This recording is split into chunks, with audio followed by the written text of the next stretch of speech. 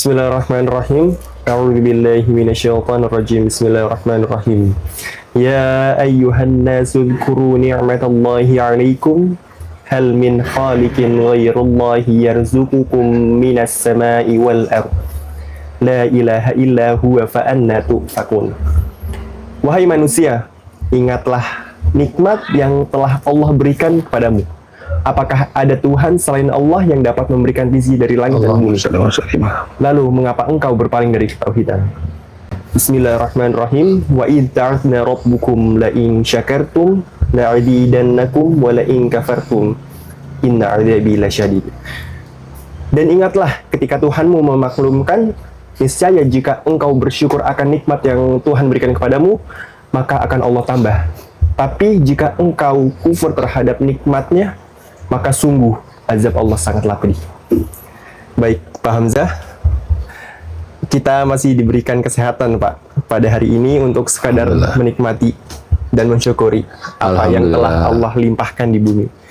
Salah satunya ini, Pak, pemandangan yang indah dan kita masih bisa bernafas di pagi hari ini, Pak.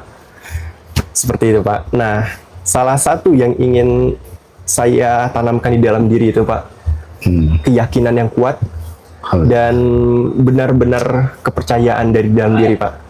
Nah, karena banyak, Pak, di akhir-akhir zaman ini banyak sekali teori-teori ataupun suatu ungkapan-ungkapan yang mulai meruntuhkan iman umat muslim, ya, ataupun nih iman hamba dari Allah Subhanahu wa taala. Dan pertanyaan yang sangat penting ini adalah, Pak, perbedaan, Pak, antara agama dengan filsafat, Pak. Ini kan sesuatu dua hal yang hampir, ya, Pak, mendekati atau mirip, Pak. Masih banyak orang yang keliru dan beberapa bingung, Pak. Dari kacamata sudut pandang Pak Hamzah itu bagaimana sih, Pak, dari dua hal itu? Pak Ari, ya, tadi indah banget ya ayat yang kamu lantunkan, ya, itu masuk ke dalam kolbu, ya. Jadi begini, Pak Ari, ya, kamu harus memaknai atau mengerti dulu ada beberapa question mark. Tahu gak question mark? Pertanyaan. Baik, Pak. Pertanyaan. Pertama, pertanyaan itu kan terdiri dari kenapa, bagaimana, atau mengapa, siapa, di mana.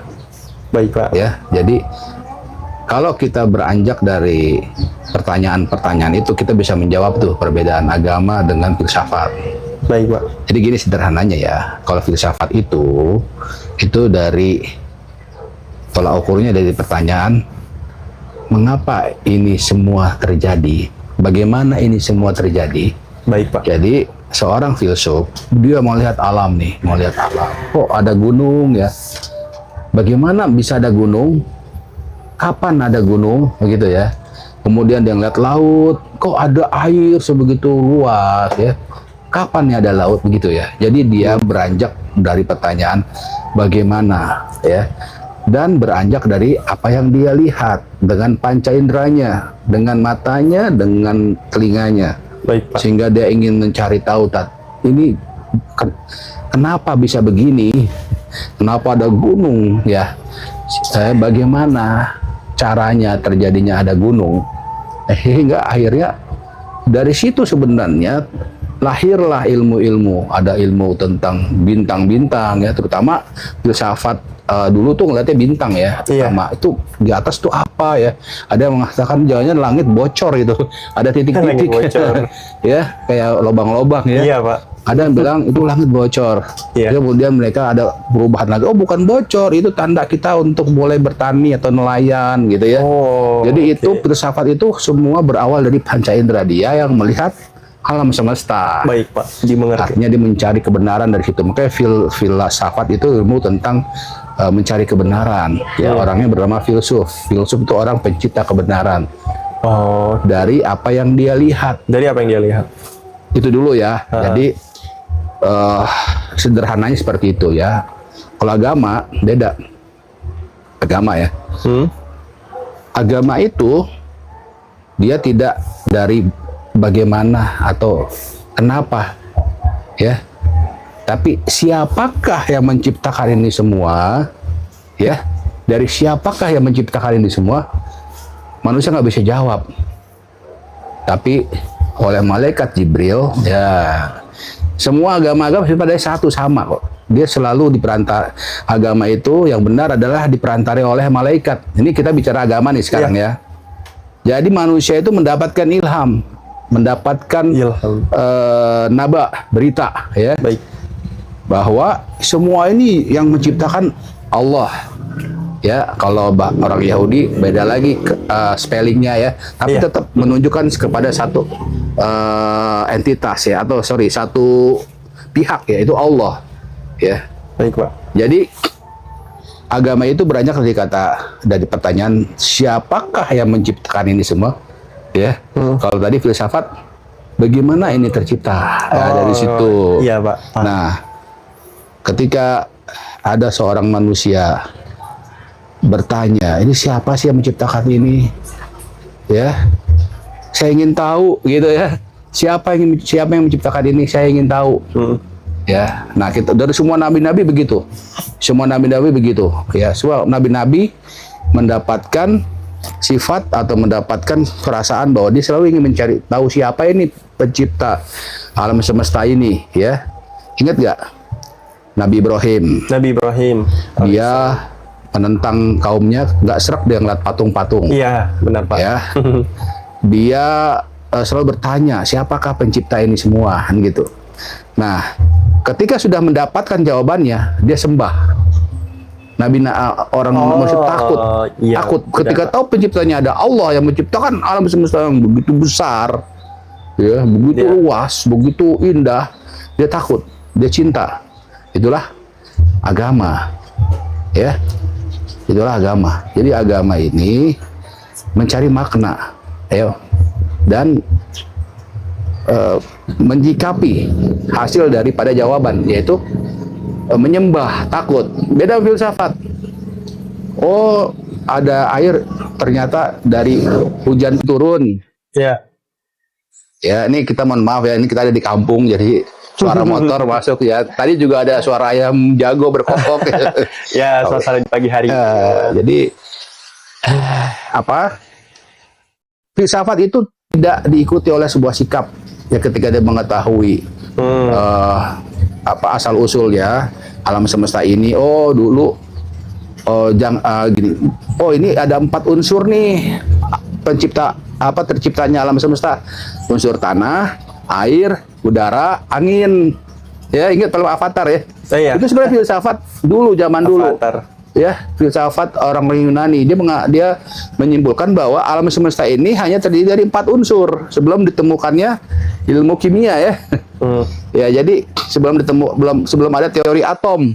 Siapa yang menciptakan teori atom? Demokritus ya, atau Thales ya. Dulu ada orang yang mempunyai pandangan bahwa sebenarnya alam semesta itu tercipta dari sesuatu hal yang tidak bisa lagi dibagi-bagi. Yang paling kecil itu namanya atom. Sebelumnya itu filsafat mengatakan bahwa alam semesta ini hanya 4 unsur: air, api, angin, tanah ya. Iya. Ya, begitulah filsafat. Dia setelah mengetahui kebenaran dia selesai. Ya. Tapi menariknya Socrates, Plato, dia sampai pada kesimpulan bahwa filsafat dia menyimpulkan ya, oh berarti alam semesta ini ada penciptanya. Ada penciptanya. Ya, nggak mungkin keteraturan ini spontan atau terdiri dari sesuatu yang acak. Tiba-tiba kok teratur ya. Ya, bagaimana ada matahari itu orbit ya, ada orbit yang begitu rumit tapi tidak tertabrak satu sama lain.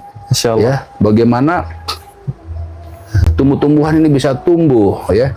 Ya, bagaimana ada siklus ya. Hujan, kemudian kering, kemudian naik ke atas ya di awan ya. Seperti itu ya. Ini pasti ada sesuatu yang organisir. Ya, kalau kita kan di kota tuh ada IO-nya nih. Siapa sih IO-nya nih? Event organizer-nya nih. Iya, ini pasti alam semesta ada IO-nya. Ini siapa IO yang sebesar ini ya? Sampai ada planet yang nggak bertubrukan saling mengelilingi tuh. Itu unik banget. Dan itu pasti ada yang menciptakannya. Itu Plato sampai pada kesimpulan itu. Tapi apa? Plato udah diam, selesai, nggak menyembah. Oh. Dan dia nggak mencari tahu, siapa sih kamu yang menciptakan alam semesta ini? Kalau Nabi Muhammad, ya, dia ke Gua Hiro, dia ingin tolong dong yang menciptakan alam semesta ini, tolong dong saya disapa gitu. Nabi Muhammad bertahanut di Gua Hiro, sebenarnya itu tujuannya. Dia ingin dapat salam, ya, berdialog dengan pencipta alam semesta ini, ya. Makanya ada syair, ya, bukan syair, ya, apa lagu lah, rokaataina ya syauqan. Itu kalau kita baca artinya, itu sebenarnya itu kerinduan Nabi Muhammad ingin tahu nih siapa menciptanya. Jadi background dari masyarakat jahiliyah pada waktu itu kan sudah pada musyrik semua. Mereka itu nggak bertauhid, malah menyembah Lata Uzza. Nabi Muhammad nggak suka dari kecil. Nabi Muhammad itu orang yang nggak pernah ikut-ikutan menyembah Lata Uzza, meskipun ikut pamannya, dia nggak pernah. Ya, dia nggak pernah sekalipun menyembah atau ikut-ikutan, ya, mengasih sesembahan kepada Lata Uzza, nggak pernah. Nabi-nabi nggak pernah. Ya, itu udah dikasih ilham dari kecil. Dan dia menolak kaumnya itu, makanya dia bertahanut. Karena dia ingin tahu nih. Jadi kalau bukan yang, saya kok nggak serk, ya, katanya itu Tuhan gitu. Jadi saya nggak serk kok, ya, siapa jadi Tuhan ini gitu. Dia bertahanut. Akhirnya dapat wahyu, dikasih berita apa? Surat apa yang pertama? Iqra. Bacalah. Nabi Muhammad nggak ngerti ini apa, ini siapa, ya, ini kan.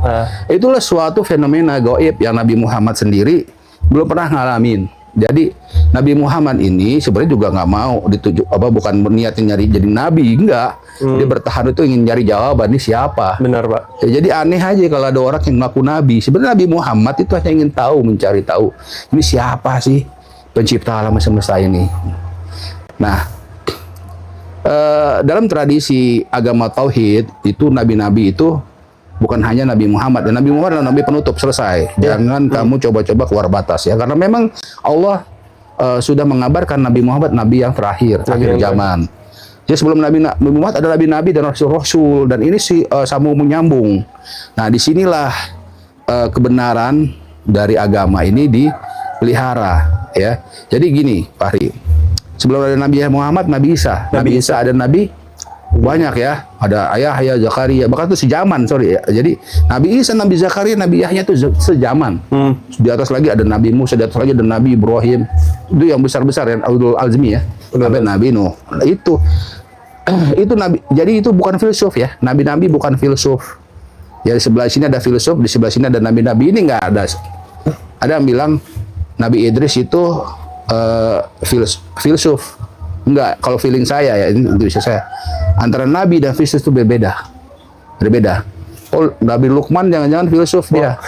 Ya, enggak, berbeda. Ya, jadi Luqman itu bukan nabi. Iya. Jangan-jangan dia filsuf, gitu, ya. Filsuf sama nabi beda ranah, beda domain.